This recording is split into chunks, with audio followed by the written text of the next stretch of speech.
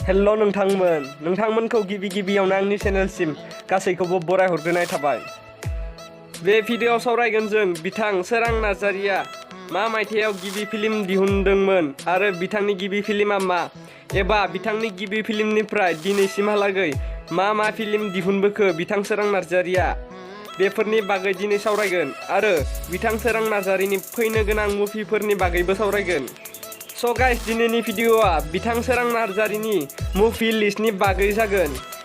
भिडिअ'खौ जागायनायनि सिगां बिथां सोरां नार्जारिया नोंथांमोननि फेभरेट एक्टर एबा फेनबोला भिडिअ'खौ लाइक खालामदो आरो लोगोसेनो कमेन्ट बक्सआव खोन्थाहरदो।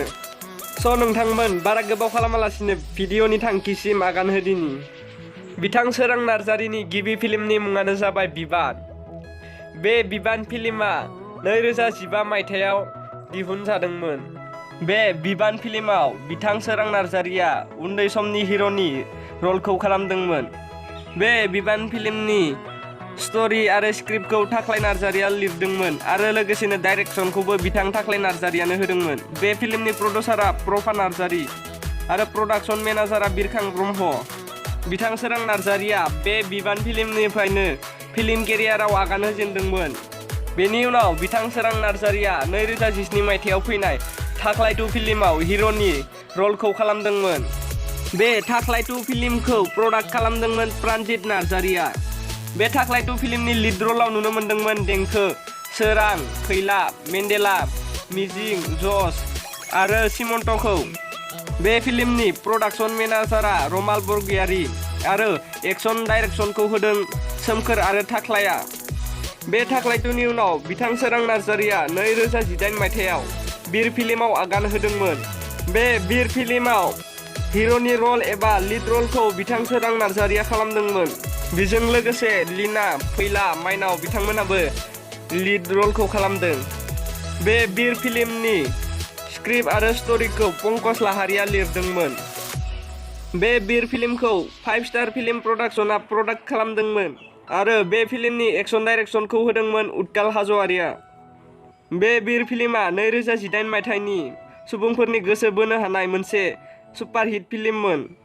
बेनि उनाव बिथां सोरां नार्जारिया 2019 मायथाइयाव गान्जा फाग्ला फिल्मखौ लाबोदोंमोन। बे गान्जा फाग्ला फिल्मआ ब्लकबास्टार जादोंमोन एबा सुपार डुपार हिट जादोंमोन।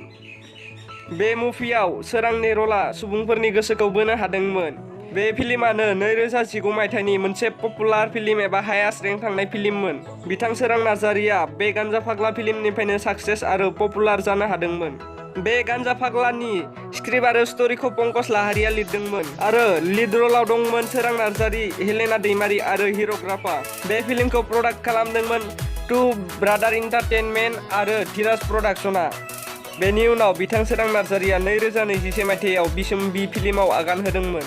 बे बिसम्बि फिल्मनि स्टारिंआव दं सोरां नार्जारि, आलारि सर्गियारि, सोरां बसुमतारी आरो लीना बसुमतारी आरो लोगोसेनो फेस्ला फावखुंगुराव नुनो मोनगोन फैला, मेन्डेला आरो मानब लाभलीखौ। बे बिसम्बि फिल्मनि स्ट'रि आरो स्क्रिप्टखौ लिरदोंमन पंकज लाहारीया। प्रडाक्शनखौ खालामदों धीराज बरगयारिया। बे बिसम्बि फिल्मनि एडिटिं आरो मिउजिकखौ होदों खगेना आरो कालारिस्टआव दं सोरां बसुमतारी। बिथां सोरां नार्जारिनि ओंखारनाय फिल्मफोरा गासै 4। बेफोर जाबाय बिबान, थाख्लाय 2, बिर, गान्जा फाग्ला आरो बिसम्बि। बेफोर फिल्मफोरनि गेजेराव बिथां सोरां नार्जारिनि हिट थांनाय फिल्मआ गासै 3। हिट थांनाय फिल्मफोरा जाबाय बिर, गान्जा फाग्ला आरो बिसम्बि। आरो बेफोरनि मादाव ब्लकबास्टार थांनाय एबा बयनिख्रुइ सुपार हिट जानाय फिल्मआ जाबाय गान्जा फाग्ला। दा जों सावरायगोन बिथां सोरां नार्जारिनि आपकामिं मुभि एबा फैनो गोनां फिल्मफोरनि बागै।